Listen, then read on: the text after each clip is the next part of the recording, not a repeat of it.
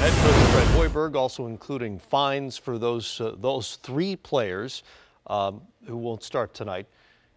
Today, for the most part, everybody said, we're cool.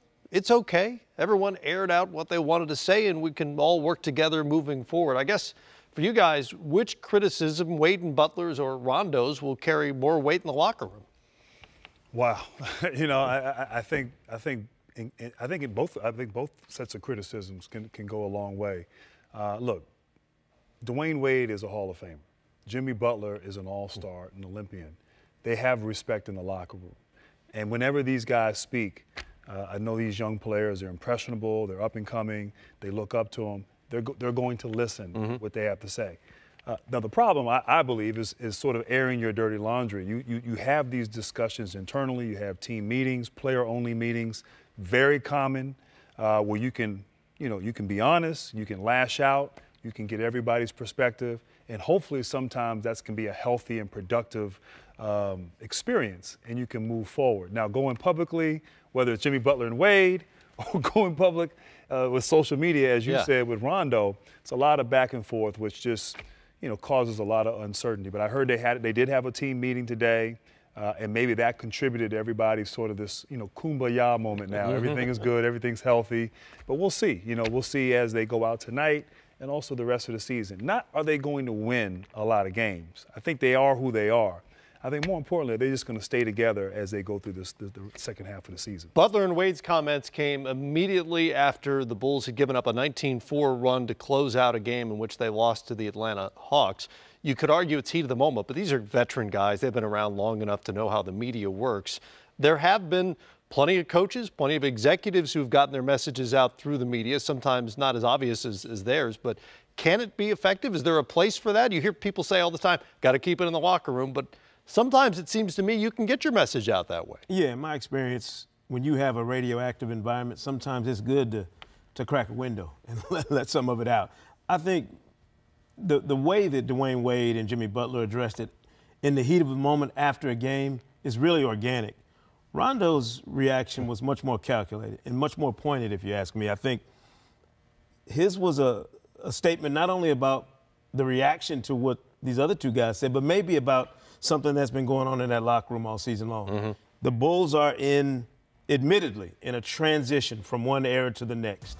They're trying to figure out what kind of team they're going to be. And Rajon Rondo and Dwayne Wade are not long-term pieces for the Bulls, just by virtue of their contracts. So you have to wonder how much of what Rondo is saying is defending the work ethic of these young guys that he's working with every day, and how much of it is just reactionary from Jimmy Butler and Dwayne Wade. Now, that would worry me if I'm Bulls brass, and that's why I'm glad to see Gar Forman come down and at least address it. I would have preferred you take a question. Yeah, he didn't take any questions today. But hey, it's going around, Matt. What do you Yes. Press conferences without the press actually participating. It's what's going on. It's a national trend in sports and other places. Let's bring in Steve Aschburner, who comes to us live from the eye of the storm in Chicago. And Steve, the principals here suggested everything is cool today. They can all move forward together. How much will all those words matter in the days and weeks ahead? Yeah, words, so many words. I think this is all going to come down to actions, what we see on the floor, how we see these guys play together. When they hit some more adversity like they had Wednesday night that triggered all this, will they bond together? Will they be able to get through it, even if they do blow a lead and lose badly the way that game went? Not to come apart at the seams and point fingers afterwards.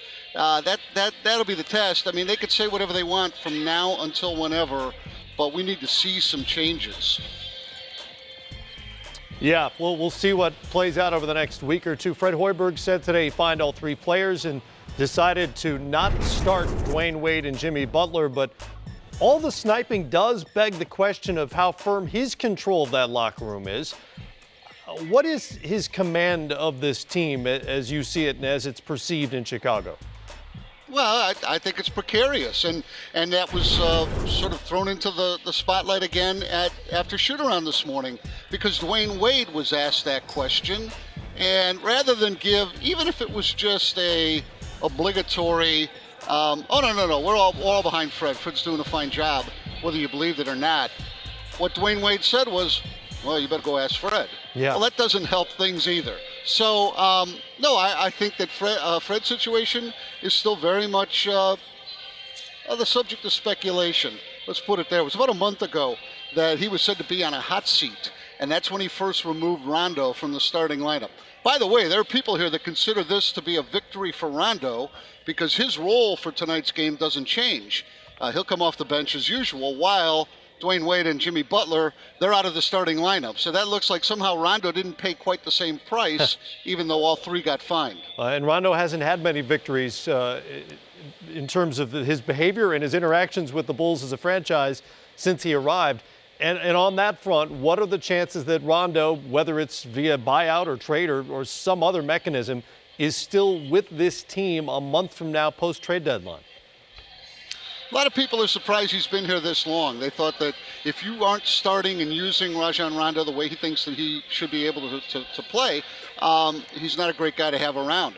The fact is, he did, in his mind, stand up for the younger players on this roster. Now, whether he did that because it was an opportunity to needle Dwayne Wade in particular, you know, those two guys have been pretty fierce rivals through the years. And Rondo got here before Wade had made his decision to come to Chicago. Or whether it was sincere in backing young guys. I mean, that was a pretty broad swipe that Wade took and that Butler piled on regarding, you know, unnamed players, role players. And the Bulls have problems with the roster. I don't think that that's sort of leadership that these guys need. So maybe they stick with Rondo long term if he shows that he can be an advocate for young guys and not cause more trouble for the coaching staff. It's been a fascinating team all season long. Not a great team, but a really interesting team, if nothing else. Steve Aschburner from NBA.com with us from Chicago once again, and not pointing the finger at anybody, I might add.